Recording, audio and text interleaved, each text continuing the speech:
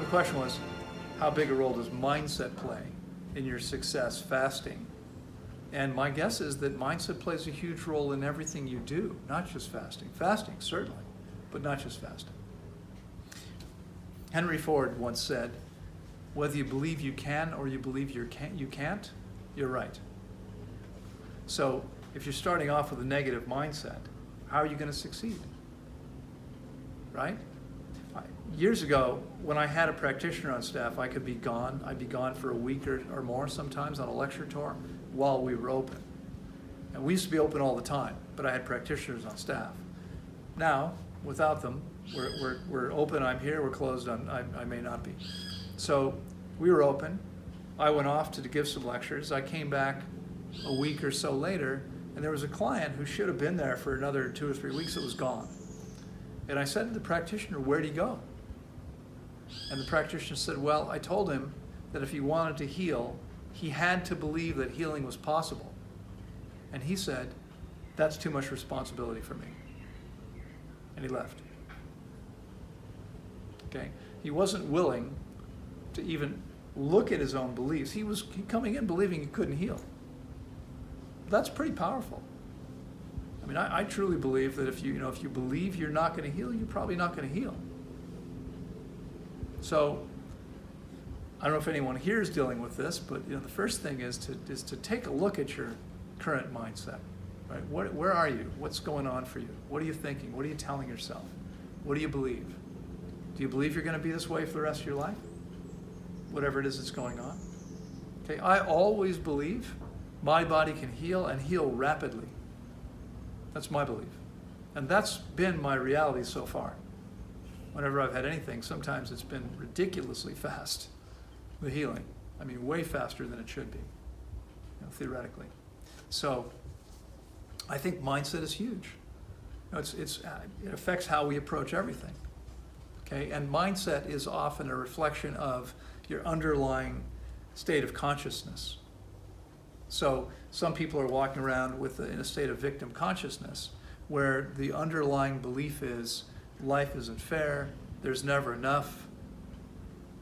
I've bad luck, I was born in the wrong, whatever. Color, religion, place, family, whatever it might be. Unfortunately, I think if you believe this, it's going to severely affect your mindset. I mean, if you believe that this is true, like I can't succeed because, whatever, because of my religion. I can't succeed because of my religion. How am I going to succeed? How's it ever going to happen? So it's going to affect your mindset. And you want to check that. As we talked about a week or so ago, I personally believe that we create everything that shows up in our existence. Okay? Now what happens here is a co-creation of everyone. And I can tell you that one person can dramatically impact that. In fact, I'll tell you a story. Years ago, we had an internship program for 12 years.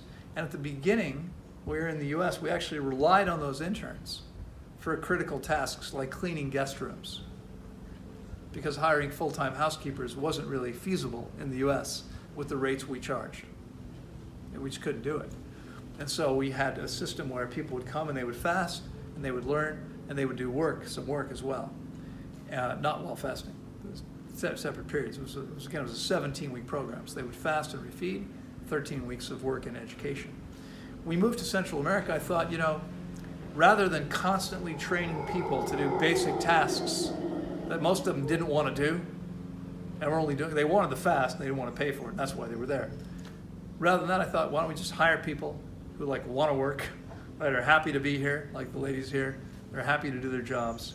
And then the internship became more of an educational program. And that's all it was. But back when we were in the US, we depended on them.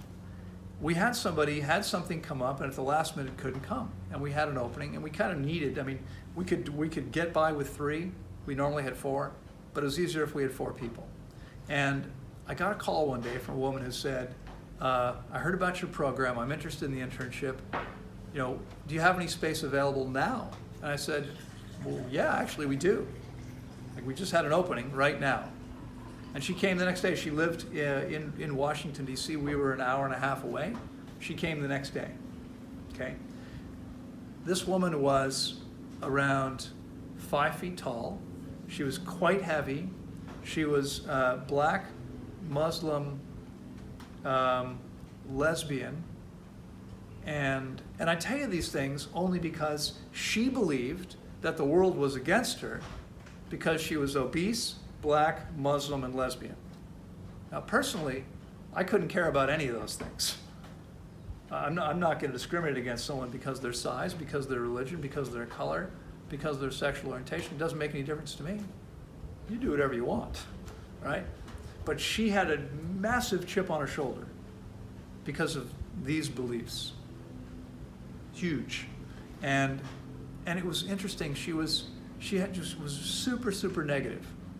And so by the time that she'd been there for about a week, nobody wanted to talk to her. She'd come in and sit down and people would get up and walk somewhere else because it was just like trying to talk to her was so challenging. She was just so confrontational and challenging. And here's what's crazy. So you can understand how people there would be affected by her. But the energy is so powerful that people stopped calling us. And we were in the US, a lot of people would call to reserve their space. But, when we started, most people didn't have email. There was no Facebook, there was no YouTube. We had a website, but not a lot of people looked at it yet, right? It was a very different world back then. This is 22 years ago. I mean, this conversation, would have been maybe 16, 17 years ago that this happened. And people stopped calling. It wasn't like they called and someone picked up the phone who was affected by what was happening, and so then they didn't like the vibe. They just didn't call. They stopped calling. Like the phone stopped ringing. We stopped getting emails. It's like people would think about coming to Tanglewood and they'd get this negative vibe because of what was happening. It was incredible. It was incredible. I mean, we went from getting, maybe 5 inquiries a week to getting 1 when she arrived. And I swear to you, when she left us, finally, the next day, the phone calls and emails started coming in again. I was amazed. It's like, how does that happen? It's incredible. But one person can affect the energy. And so I would ask each of you to check your own energy. Where's your mindset? Are you positive? Are you negative? Are you bringing something to the center that's actually positive and beneficial to everyone here, or not? That's up to you.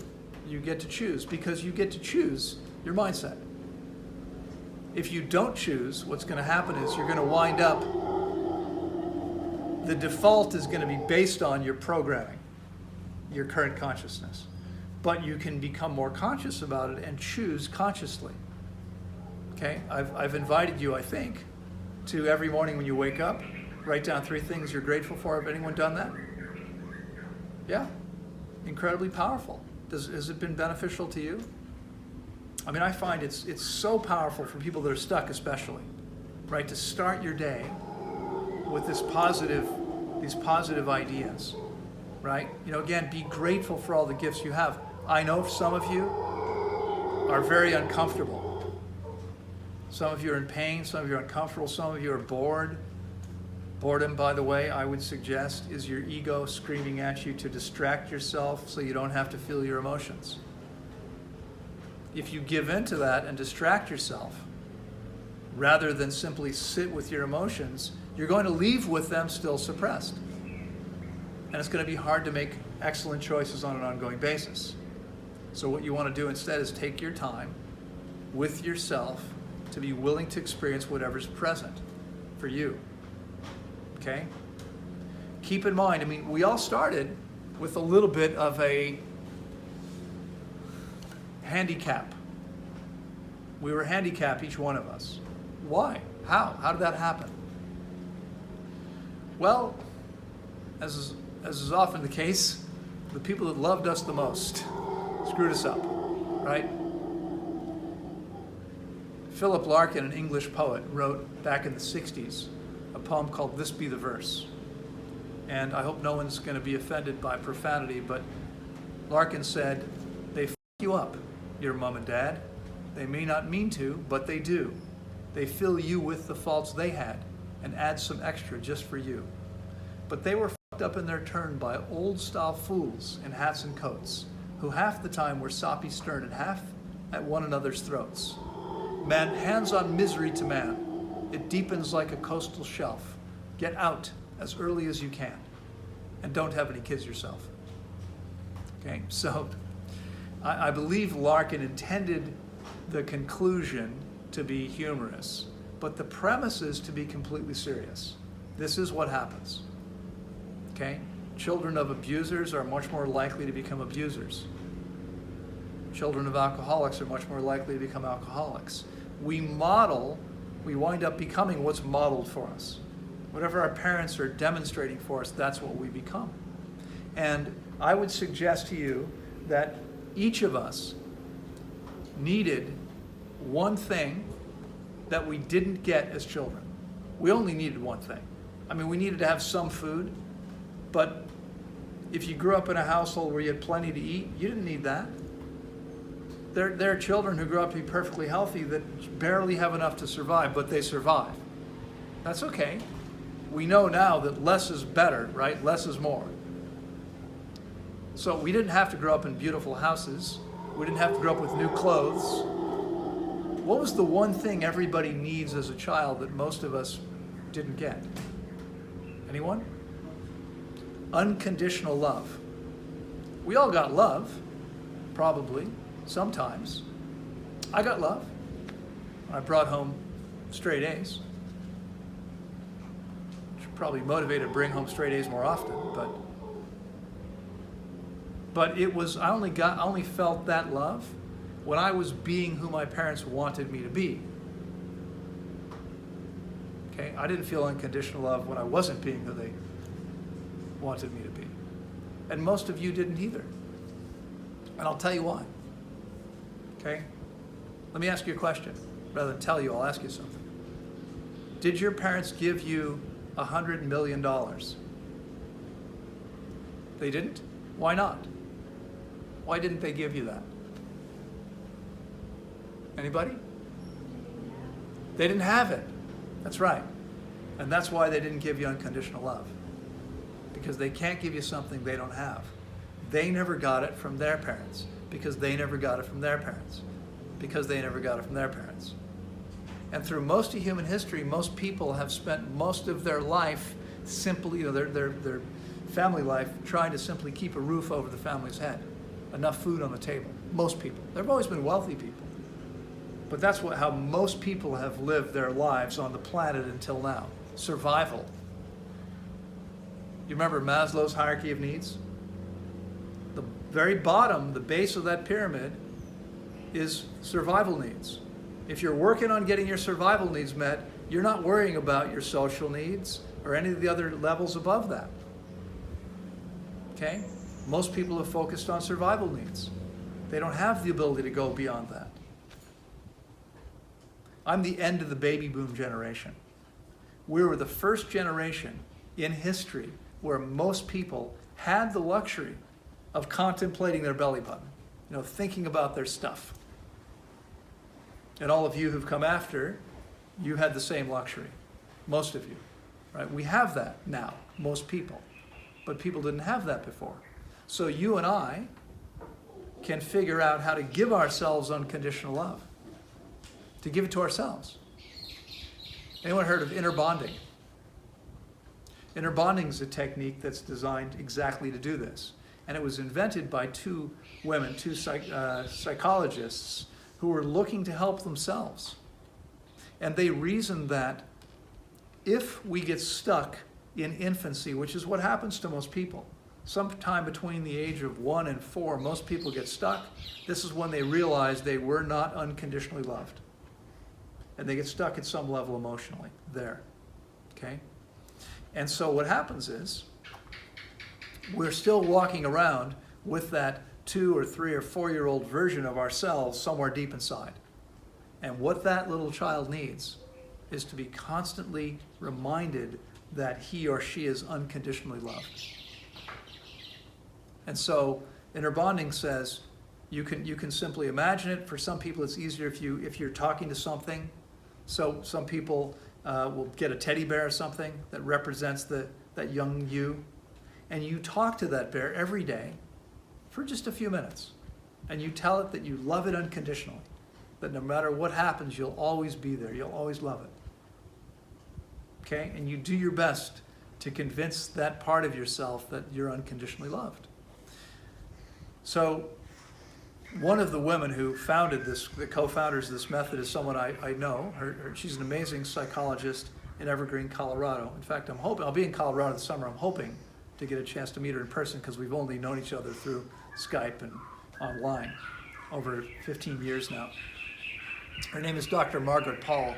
And I was talking to Margaret some years ago, and I said to her, she invented this concept maybe 45 or 50 years ago. And I said to her, how long did you have to practice this daily exercise? How long did you have to practice this before you didn't need to do it anymore? And she just started laughing. And after a few minutes, she finally stopped laughing, and I said, what's so funny? And she said, Loren, I still practice every single day. Okay? These beliefs about ourselves, these disempowering beliefs, are deeply programmed beliefs. They're deeply programmed in the subconscious. You can consciously know exactly what your value is and what your worth is and how good you are, how amazing you are, but the subconscious is programmed. And that doesn't change so easily. Okay? So this might be ongoing work. Now the difference is when you're conscious of it, you can interact with it differently. So we have an amazing book, I think it's still on the shelf somewhere, called Calling in the One. Anyone familiar with it? Seen it on the shelf? It's a great book. It was written by another therapist who, the book is ostensibly about attracting a soulmate, calling in the one. If you don't have a soulmate, you might want to read it. But if you do have a soulmate, you might want to read it. Because while it's called Calling in the One and it's ostensibly about attracting a soulmate, it's actually about calling in your own true self, not about anybody else. It's a workbook where you work through your own issues. And I came across the book, I met the author, she offered this online course. The marketing for the course was completely targeted to women. That was their target market. So I said to her, Catherine is her name, Catherine Woolward Thomas, brilliant woman. I said, Catherine, can I take this course? She said, yeah, you'd be welcome. In fact, she said, you'd be very welcome because there'll be 1,000 women and like 5 guys. They'll treat you very well. I was like, oh, that sounds good. No, that sounds like fun. So I took the course. It was amazing. There was about 1,000 people on this course. We had 2 calls a week, if I remember correctly. And we were working to figure out our own programming, how to shift it, right? It was very powerful. I did this 8 years ago. I was 50 years old when I realized for the first time, I've been walking around my entire life believing that I was unlovable. Okay? That was the core belief in my programming. I was unlovable. Now that directly resulted from feeling like I wasn't unconditionally loved. Because I think what happens is little babies, like this, the sense is I should be unconditionally loved. Like how can these people not love me unconditionally? We feel it when they don't because we're born with perfect intuition. And so for some people it shows up as being unlovable, and for other people it shows up that there's something wrong with me.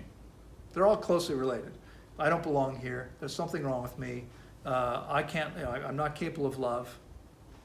Right? I'm somehow broken. I mean, these are all the kinds of, and everybody taking this course. And it was interesting, there were a lot of people there that were very successful. The crowd was mostly 40 to 60. These are people who'd been on the planet for a while, had accomplished many things. They were successful people in every field. Everybody was still walking around believing one of these things. Every one of them.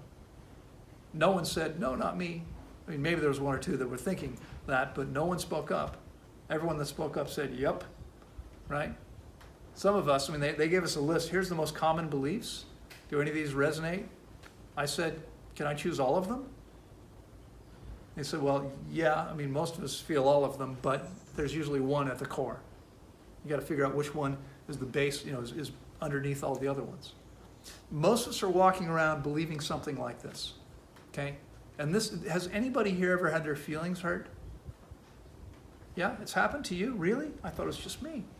So if someone says to you, Heath, you're not very attractive, does that bother you? Maybe. Next to know I am. Say again? I know I am. You know you are. Okay. Well, you know what? I won't use anyone else. Most part like you anyway. I won't use anyone else as an example, but I'll talk about myself. Now, so when I have a picture of myself somewhere. When I was 14, my hair came up to here, came down to my shoulders. My hair was very, very curly when I actually had some hair. I had more hair. It was very curly. And if I left it alone, I had this giant head of curls. And by that point, I'd embraced it. But my first, I think when I was a little kid, I didn't think about it. But I started getting more conscious when I was 11 or 12. Every day I'd get out of the shower and I'd put a knit cap on to try to make my hair straight, right? I was always very conscious of the fact that my nose was too big. I was too skinny. These were the things I was walking around with. Now, every day, multiple people tell me online what an idiot I am. Every day on my YouTube channel. Go to my YouTube channel, read the comments. Every day someone's telling me what an idiot I am. Okay? Anybody think I'm affected by that? I'm not. Okay? I know I'm not an idiot. I know that I'm actually pretty intelligent. And so if someone tells me I'm stupid, it doesn't affect me.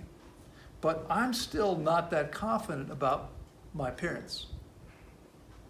And so if someone tells me I'm not very attractive, that might actually affect me a little bit. And this is critically important to understand, because when you push somebody's buttons, they're likely to say, to blame you, why'd you push my button? Perhaps a better question would be, why do I have that button? Why does it bother me? Why do I care what you think? Okay? I'm going to tell you why. The only reason you care what anybody else thinks is because at some level, to some degree, you agree with it. If you don't agree with it, if you know it's nonsense, it wouldn't make any difference to you. It wouldn't affect you. Okay? That's the truth about this. So what you want to take a look at is, what do you believe about yourself? As I've shared with you guys before, I think it was Brian Tracy who said, what other people think of me is none of my business. Okay? What's important is, what do you think of you? Okay? That's what you want to take a look at. When you know you're doing the best you can, and you know you're part of the divine creative energy of the universe, and you're only trying to help, et cetera, et cetera. When you know that that's the case, why would you be affected by other people's thoughts? Well, theoretically, you wouldn't be, right? And this is how, this I think is what it would look like if someone were enlightened. There's a famous story. After Siddhartha became enlightened, Siddhartha became Buddha, right? He would sit under the Bodhi tree every day, and people started showing up to get wisdom from him. He would share all this wisdom. And a woman started coming every day with her children. And her husband became enraged with jealousy that his wife was spending all of her time sitting at the feet of another man. And so he went to the Buddha, spat in his face. Okay? Now, I'm sure you can imagine what happened next, right? Buddha jumped up and started swinging, right? No. He continued to stare at this man with unconditional love. Exactly what each one of us would do, right? Maybe not. The difference between Buddha and you and I'll speak for myself, is that Buddha knew completely that the other person's actions were not a reflection on him, on Buddha. They were a reflection on the other person, the actor. okay, not the actee. Most of us take things personally. Why? It's not about us. It's about the other guy. Okay, but we still do it. Why? Because we're not completely clear in every cell of our being that we're divine creative energy. We're not clear on that. We're not enlightened yet. Okay, that's what we're moving towards. When we get there, there's no reason we would react. But we do. Does everyone else here react, or am I the only one? Okay, I still react. Not as often as I used to. And this is the key, right? Progress in anything means that we're moving towards our goal. It doesn't mean we've achieved it. Don't be upset because you're not enlightened. Okay? If you're enlightened, you wouldn't need to be here anymore. That's what this journey's about. So, we're here to learn, we're here to grow. Are you learning and growing? Are you doing that? If you are, fantastic. That's called progress. That's what we're here for. That's what it's all about. You can't ask for anything more than that. If you're preventing yourself from growing, as we just talked about before, because you're unwilling to get uncomfortable, because you're unwilling to look at your own emotions, because you're unwilling to question your own beliefs, you're going to be stuck. And you're not going to be happy. And as we discussed last week, ultimately it all comes down to happiness, doesn't it? Isn't that what it's all about? Is there anyone here that doesn't want to be happy? Everyone wants to be happy. Is there anyone here that's always happy? So it looks like we all have a little bit of room to grow, because we don't yet have what we want. So we can keep moving in that direction. These are powerful tools to help you get there. Okay? Very powerful tools, ideas. You want to get clear about this. So start looking at your own beliefs. What are you telling yourself? What are you believing? Okay? Most people have a little voice in their head constantly speaking all the time, and usually saying things like, who do you think you are? You're not good enough. Why are you doing that? Anyone else been there? Okay? This tends to reinforce our fears. This tends to reinforce our beliefs that we're not good enough, and steals your self-confidence. Fear is the greatest motivator in the world. And when I say that, what I mean is more people are motivated by fear than anything else. And that's sad. That's unfortunate. Because fear prevents you from doing what you choose to do. It's not moving you towards what you want. It's moving you away from something you don't want. And moving away from what you don't want is not the same as moving towards what you want. If you move away from what you don't want, you might coincidentally move towards what you want, but you might be moving even further away from what you want if you're simply reacting and moving from what you don't want. Is everyone with me? So you want to stop and take a look. How are you interacting with fear? How often does fear come up for you? And how do you interact with it when it does? I learned a lesson a long time ago. And that lesson was to not allow fear to rule me. It still comes up. But you know what's interesting is it doesn't come up very often anymore because I faced it so many times. The more often we face it, the less frightening it is. The more we realize, it's not that big a deal. I can still remember the first time I realized this. It still makes me, it's fun, it's kind of funny now, but at the time, I was in high school, I was a junior in high school. The girl who had her locker right next to mine, or maybe one locker away, was this beautiful senior cheerleader. I had a massive crush on her. She was beautiful. And you know what's crazy? I wasn't a football player or a baseball player. She wasn't supposed to talk to me. But she was really nice to me all the time. And I never understood why. Because it wasn't, we had sort of cliques in school. It wasn't supposed to be that way. Like they didn't talk to the guys that weren't jocks most of the time. And she was super nice to me. And I desperately wanted to ask her out, but I didn't have the confidence to do it. And my friends helped me out by telling me things like, What, are you kidding? She'd never go out with you. What's wrong with you? Why would she go out with you? Right? She can do better than you, right? And this is what I'm taking into my consciousness. And at the end of that year, the seniors have their exams. They leave about 2 weeks before everybody else. And so they finish, she's gone. The following Monday, it was a Friday, it was her last day. The following Monday, one of her friends who's in my class comes over to me and says, you know, she really liked you. And I was like, shit, why didn't I do something? And I thought, a whole year. I let a whole year go by without just, I could have said to her, hey, you want to go see a movie with me? Whatever, right? Why didn't I do that? I was afraid. I let fear prevent me. Now, I realized only after the fact, what if I had done that and she had said no? I mean, what's the absolute worst thing that could have happened? She could have reached into her locker, pulled out an AK-47, gunned me down for having the nerve to ask her out, right? Not likely. We didn't have metal detectors in schools back then, but it wasn't likely. She could have said, are you kidding? I would never go out with you. You're ugly, you're stupid, you smell bad. I would not, what are you dreaming?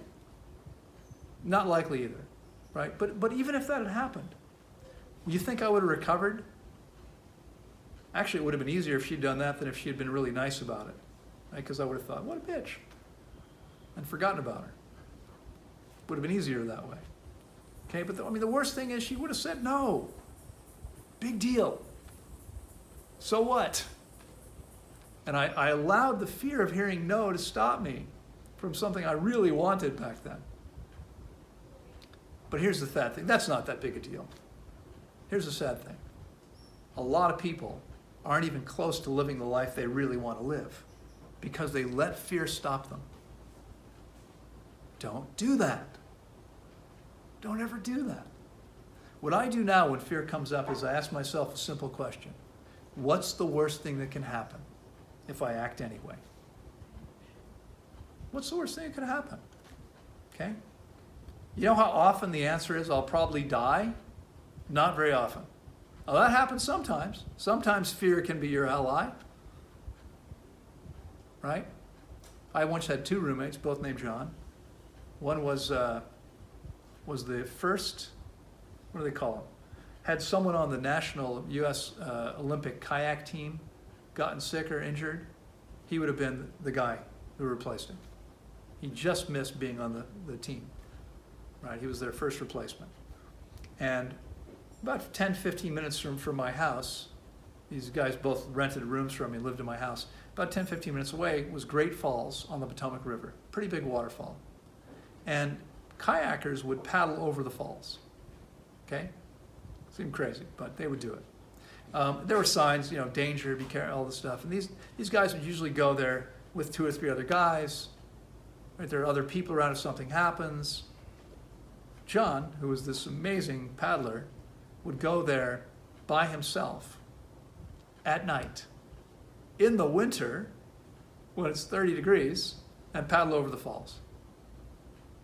And he once said to me, you want to come? I'm like, no, I want to live. Okay, I'm not going. I'd never been in a kayak and I wasn't about to learn at night in the wintertime, right? No, thank you.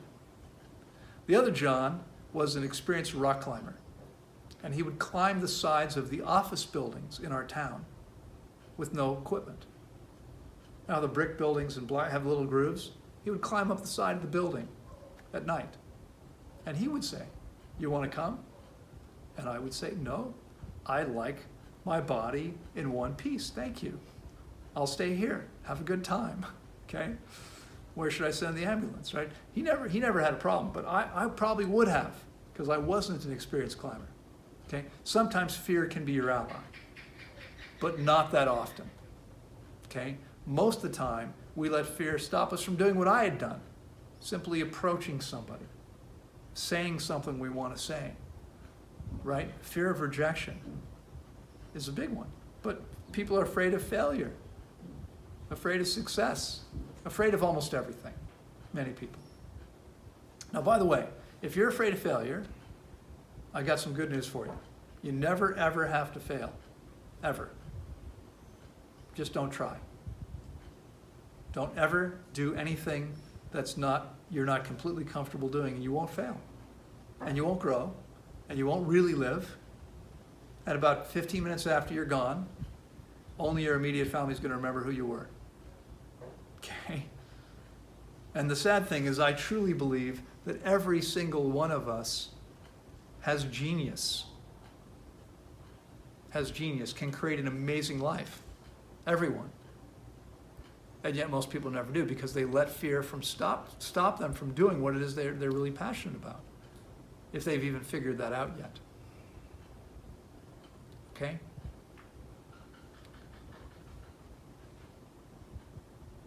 Any questions about anything I've said here so far?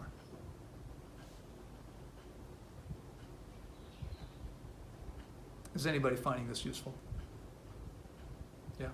Yeah, I think it's incredibly valuable. I just wanted to say I have a magnet on my fridge that says, "What would you do if you knew you could not fail?" And I find that Yeah. helpful every day. Right.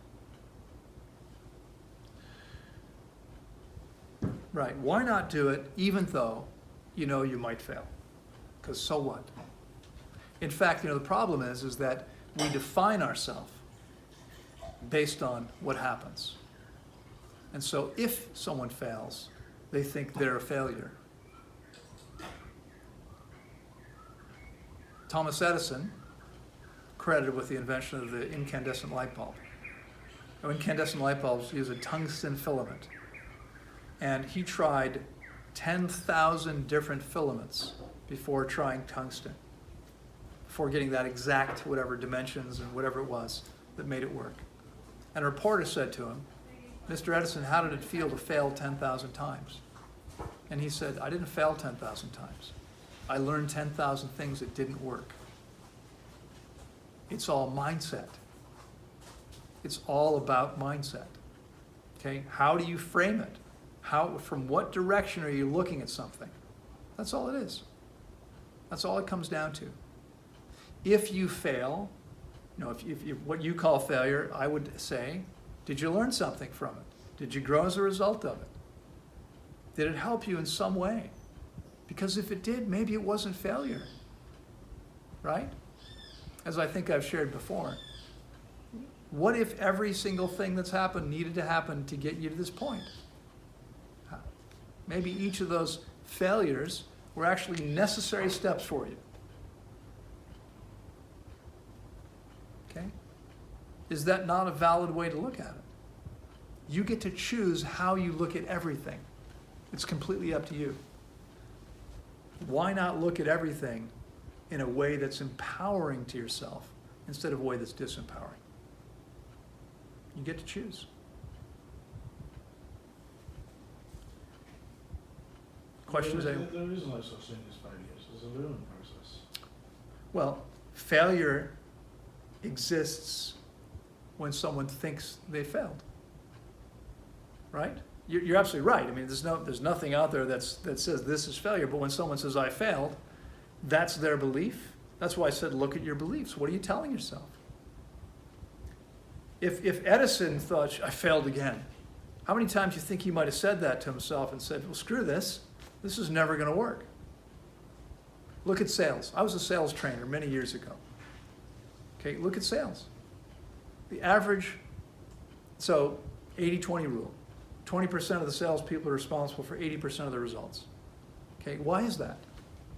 Well, one reason is that 80% of the salespeople are so afraid that if they ask for a sale at all, they'll do it once. So, do you want this? Oh no? Okay. Thanks anyway.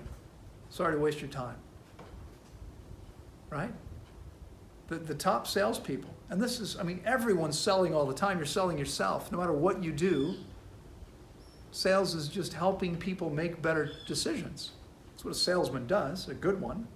It's helping, and someone comes to if they're going to buy a car, they want a car. They just need to help someone figure out what's the best car for them. They're looking for a solution. A good salesperson helps that person find the best solution. But a good salesperson asks for the sale multiple times. And most sales require being asked 3 times. Most people ask once. No wonder they don't succeed. Okay? It's just about mindset. If you see that first rejection as a no, like as a failure, then you're done. It's the same in life. Edison, he wasn't just saying this to the reporter. His mindset was such that he thought, okay, this doesn't work. I figured that out. Let me make a note of this. Now we know this thing doesn't. He was learning.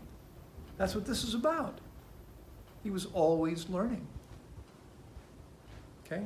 And Edison had some things to overcome. He was kicked out of school and told he would never amount to anything. He was too stupid to learn.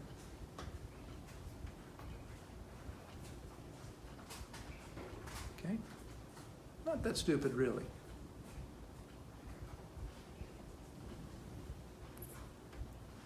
Probably what happened was he wasn't interested in what they were teaching him.